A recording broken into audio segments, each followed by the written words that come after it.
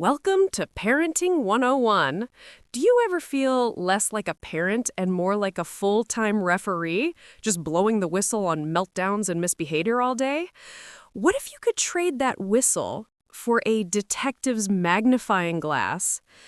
In this video, we're going to crack the code on why your child is really acting out. We'll give you a 3-part toolkit to understand the root cause of any behavior, so you can stop being a referee and start being the detective who actually solves the case. First, we'll cover the simple HALTS Check, a 5-second mental assessment that can stop a meltdown in its tracks. Next, we'll show you how to use the ABC lens to spot the hidden triggers and patterns behind those frustrating repetitive behaviors. And finally, we'll dive deep into the 4 core functions of behavior. This is the game changer that will help you understand what your child is really trying to communicate, whether they're looking for attention, trying to escape a task, or just need a different sensory input. By the end of this video, you'll have a whole new way of seeing your child's behavior and a clear plan to respond effectively and with connection.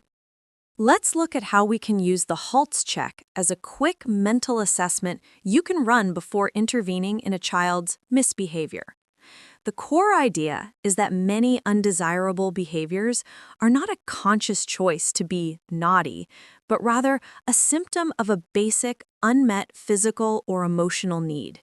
Children, especially young ones, lack the self-awareness to say, "My blood sugar is low, which is making me irritable," or the self-regulation to control their impulses when they are exhausted. Instead, they misbehave. HALTS is an acronym that helps you quickly diagnose the potential root cause of the behavior. Here is a detailed breakdown in the context of child behavior. The HALTS assessment. H is hungry. When a child is hungry, their blood sugar drops. For a child, this feeling is overwhelming and confusing. How it looks, the misbehavior: cranky, irritable, impatient, whining, easily frustrated, picking fights with siblings, or having a meltdown over something tiny, like getting the wrong colored cup. This is often called being hangry. The why. Their brain and body are sending powerful survival signals that something is wrong. They don't have the mental resources to manage complex social rules like be patient or share your toys when their body is screaming that it needs fuel. Instead, they misbehave. Before intervening, ask yourself, when was the last time they ate?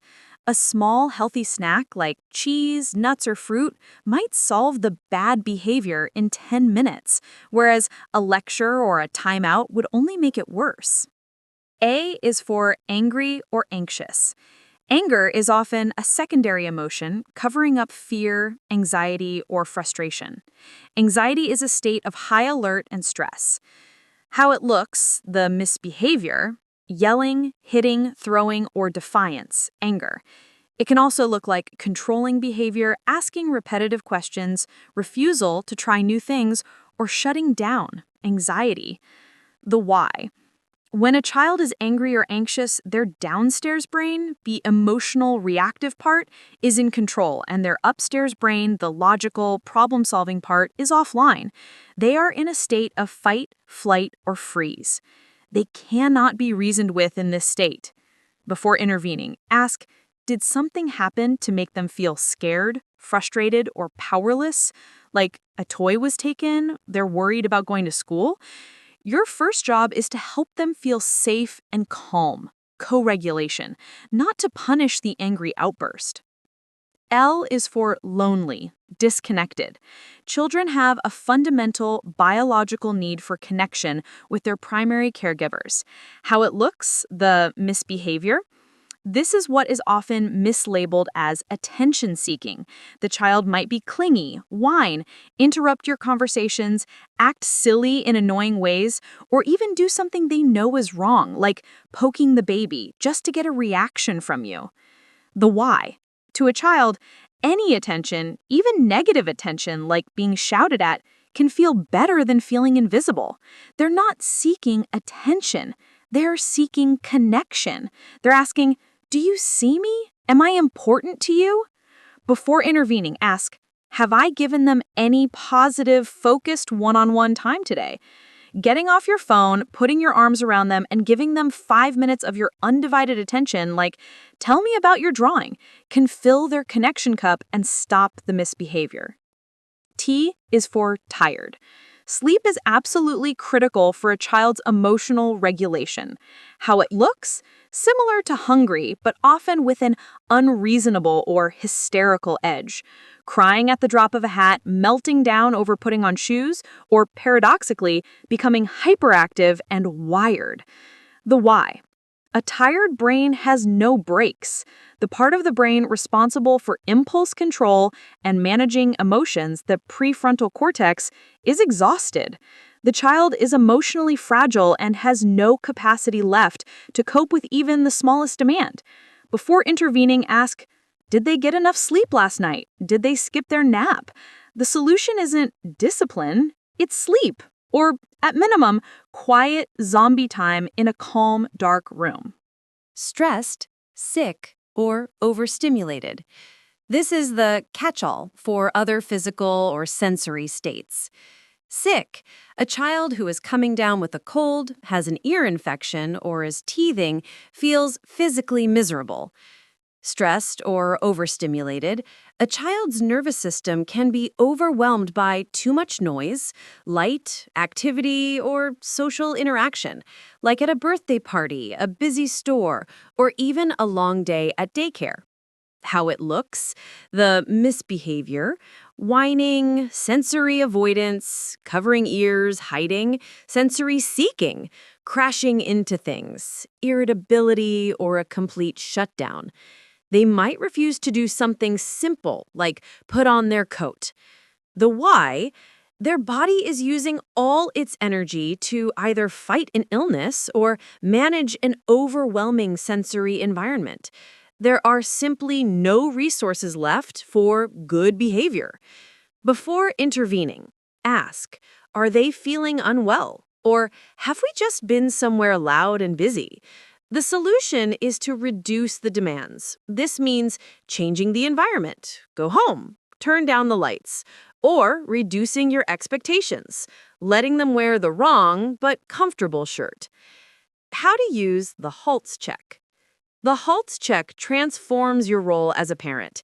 Instead of being a referee who punishes infractions, you become a detective who looks for clues. 1. Pause. When the misbehavior starts, take a deep breath. Your first thought should be, what's going on here? Not, how do I stop this? 2.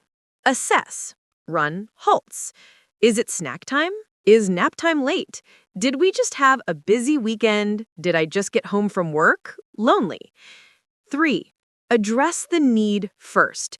You cannot teach a lesson to a child who is hungry, tired, or in fight or flight mode. Address the physical or emotional need first. Hungry? Let's get a snack. Lonely? I see you. Come get a hug. Tired? Stressed? Let's go to a quiet room and read. 4. Teach later. Once the child is calm, fed, and regulated, back in their upstairs brain, that is when you can have a brief conversation about the behavior. When you are feeling angry, you hit your brother. Hitting hurts. Next time you feel that big, what can you do instead? By using HALTS, you are not letting them get away with it. You are modeling empathy and problem solving and addressing the real reason for the behavior, which is the only way to prevent it from happening again. While the HALTS check helps you identify the internal physical or emotional state driving a behavior, the ABC lens helps you spot external patterns in the environment. Think of it this way. HALTS is your first-level diagnostic for why now, e.g., he's melting down because he's exhausted. The ABC lens is your tool for why does this keep happening? It's a simple, powerful framework for understanding and changing behavioral patterns. A, antecedent. This is the trigger. It's what happens immediately before the behavior. It's the who, what, where, or when. This is often where HALTS fits in. The antecedent might be an internal feeling, like the hunger pang, or an external event. External examples, you say, "It's time to turn off the tablet." A sibling walks into the room. You pick up your phone to make a call. The lights in the grocery store are too bright. Internal examples, the child feels hungry. H, anxious. A, lonely. L, tired. T, or sick. S. B, behavior. This is the specific, observable action you want to change. It's important to be objective here. Having a tantrum is too vague. Specific examples, throws the toy truck, cries and drops to the floor, yells "no," or hits his brother. C, consequence. This is what happens immediately after the behavior. This consequence isn't necessarily a punishment. It's just the result or outcome from the child's perspective. This is often the key to why the behavior is repeating. For example, you give in and let him keep the tablet for 5 more minutes. You give a lot of big emotional attention, e.g., "Stop hitting, that's so naughty." His brother cries and gives him the toy. You pick him up and cuddle him, addressing an L for lonely. How to use the ABC lens to change behavior. Once you see the pattern, you can change the behavior by changing the antecedent or changing the consequence. Let's look at a common pattern. A, antecedent. Parent picks up the phone to talk. The child feels lonely, disconnected. B, behavior. Child runs over and starts whining or pulling on the parent's shirt. C, consequence. Parent flustered gives the child a cookie to keep them quiet. The pattern is the child has learned, when I feel disconnected because mom's on the phone, whining gets me a cookie. The behavior, while annoying, works. How to change it? 1. Change the antecedent, proactive. Before you pick up the phone, connect first. Get down on their level and say, "I need to make a quick call. It will be 2 minutes. Here is a puzzle for you to do while I talk." You have addressed the L for lonely and set a clear expectation before the trigger. 2. Change the consequence, reactive. When the child whines, don't provide the cookie. Instead, you might calmly put a hand on their shoulder, a small connection, and finish your call, or you might ignore the whining entirely. After the call, you praise them for any small moment of waiting. "That was tricky, but I saw you playing for a minute. Now that I'm done, let's read." This teaches that waiting, not whining, gets the positive connection. The ABC lens moves you from just reacting to a behavior to becoming a detective who can redesign the situation to set your child up for success. By focusing on the A and the C, you stop blaming the B and start solving the real problem. This is the final and most critical piece of the puzzle. If HALS is the immediate check-in, why now, and the ABC lens spots the pattern, what happens, understanding the function tells you why the behavior exists at all. The core idea is all behavior is a form of communication. It's a child's best attempt to get a need met. When a child misbehaves, they aren't trying to be bad, they are trying to function, to get something they need or get away from something they don't. Your job as a parent isn't just to stop the behavior, but to understand its purpose and teach a better way to communicate that need. There are 4 main functions of behavior. The 4 functions of behavior. 1. Attention. The child is trying to get a social reaction or connection from someone, a parent, teacher, or sibling.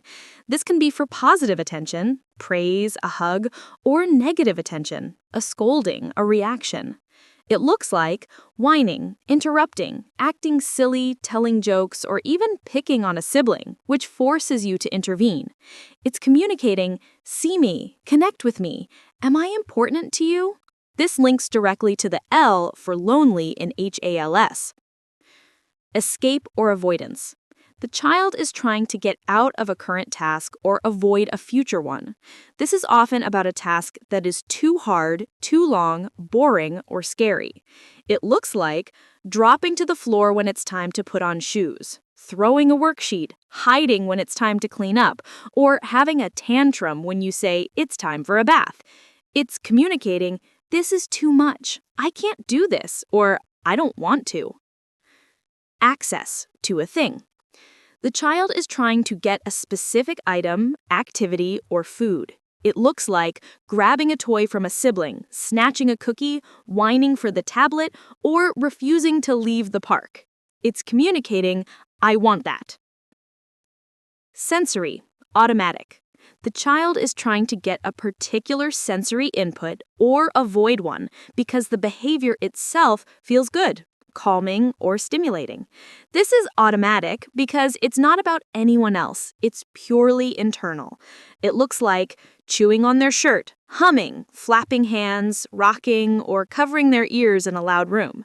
It's communicating, my body needs this, or that's too much for my brain right now. This links to the S for stressed, sick, or overstimulated in HALS. Function-based parenting. Matching your response.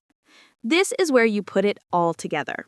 Instead of a one-size-fits-all punishment like a timeout, you match your response to the function to teach a replacement skill. The goal is to teach your child, you can get what you need, but here is a better way to communicate that need. Here's how it works. If the function is attention, old response, stop whining, go to your room. This still gives attention, even if it's negative. Function-based response, proactively give them attention snacks before they have to ask for it. 5 minutes of focused play. Teach, when you want me to watch you play, you can say, Mom, come see. When they do it, give huge praise. If the function is escape or avoidance, old response, you'll sit here until you finish that worksheet, even if it takes all night. This creates a power struggle. Function-based response, proactively make the task more manageable. Like, just do the first 3 problems, then you can have a break.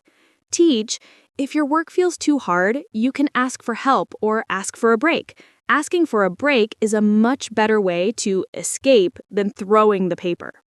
If the function is access to a thing, old response, you snatch that toy, time out.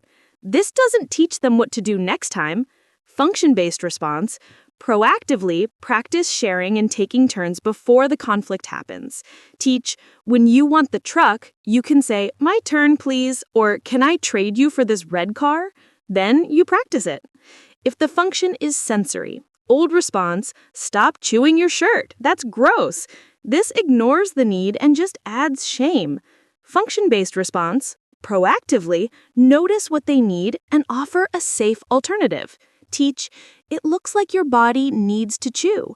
You can chew on this chewy necklace, or we can get a crunchy snack. You aren't stopping the need, you're guiding it to a safer, more appropriate behavior. By looking for the function, you stop seeing your child as misbehaving and start seeing them as communicating.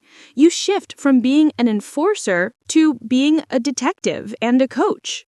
So, to wrap it all up, you're not just a referee, you're a detective. Your child's behavior isn't a problem to be punished, it's a puzzle to be solved. And now you have the 3 most powerful tools to do it. You have the HALTS Check to quickly diagnose their internal state. You have the ABC lens to spot the environmental patterns. And you have the 4 functions to understand what they are truly trying to communicate. The next time you're faced with a meltdown, take a deep breath, get curious, and remember, you're not just stopping a behavior, you're meeting a need. If this video gave you an aha moment, please give it a like and subscribe to Parenting 101 for more practical tips. We'd love to keep the conversation going. In the comments below, tell us which of these tools, HALTS, ABC, or the 4 functions, was the biggest game changer for you. And finally, if this video could help someone you know, please share it with all the parents out there who may be looking for a video just like this.